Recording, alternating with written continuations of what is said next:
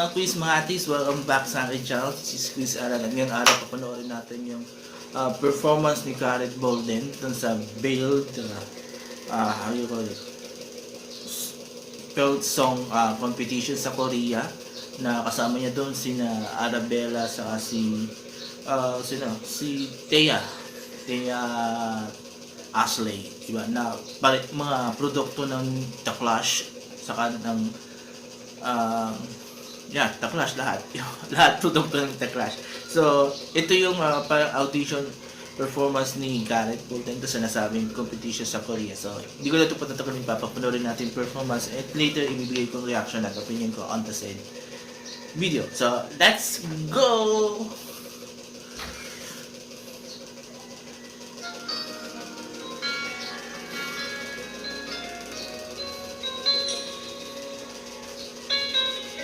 If I have to live my life without you near me, the days would all be empty.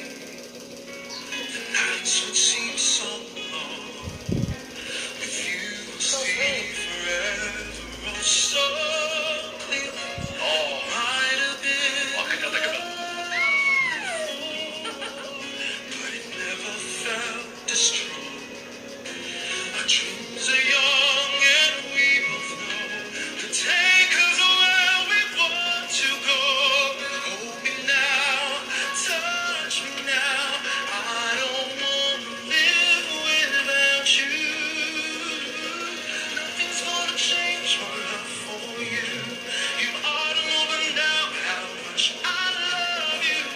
One thing you can be sure of, I'll never ask for more than your love. Nothing's gonna change my love for you.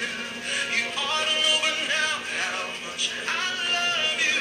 Don't want me to change my whole life through, but nothing's gonna change my love for you.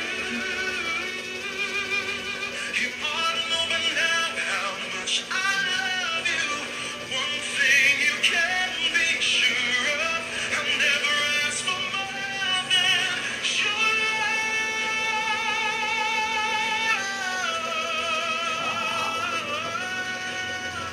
Don't want me to change my whole life through, but nothing's gonna change my love for you.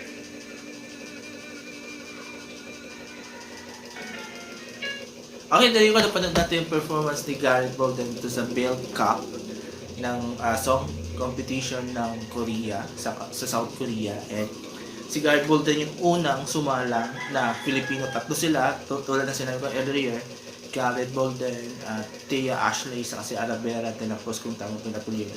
So sila yung tatlong representative na hinugot mula doon sa AOS, to sa Sunday afternoon musical variety show ng GMA, yung All Sunday. So, nagkaroon ng mini competition doon para piliin doon yung mga kandidato ng Pilipinas for this competition. And ito nga, una si Gareth. So, ako may idea na ako ito na mayroon ng ganitong competition. Pero nagkaroon ng idea ng marami nung in-announce ni Vice Ganda sa It's Showtime na kasali nga itong si Gareth Bolden.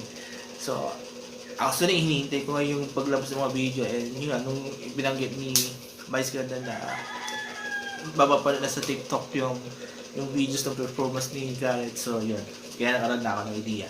So, ang galing, ang ganda, ang suwabe, pagkakanda, ang linis. Pinapagin ko maigi, wala ako narinig na yung parang nag-flat or whatsoever. Ang ganda.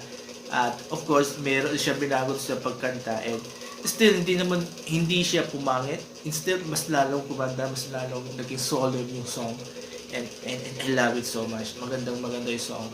And, di ba kanina sabi ko rin niya, kinilibutan talaga ako. So, kasi ang ganda yung boses niya. Bumagay ito sa song. Na, and at the same time, daramdaman mo rin yung emotion nung song, diba? So, ang galing ni Gareth Bolden. So, hopefully, makaabot siya ng finals, diba? Yun. So, kayo mga quiz, mga atis, nagustuhan niyo pa yung performance ni Gareth Bolden dito sa Build Cup, Korea. Mag-comment kayo dito sa baba at later bigay ko rin yung reaction. Mag-comment ka dito sa baba. Ano pinagsasabi ko? Mag-comment ka dito sa baba. And sabihin nyo kung gusto nyo yung naging performance ni Garrett. And at the same time, ganun na yung sa bigay ko reaction at opinion on the performance. And babasahin ko yan and I will try to interact with you guys para di ba mapagkakwentuhan natin dito kung yung naging performance ni Garrett Ball din. So there you go. So kayo mga quiz mga taste. Maraming salamat. Have a nice day. Bye-bye.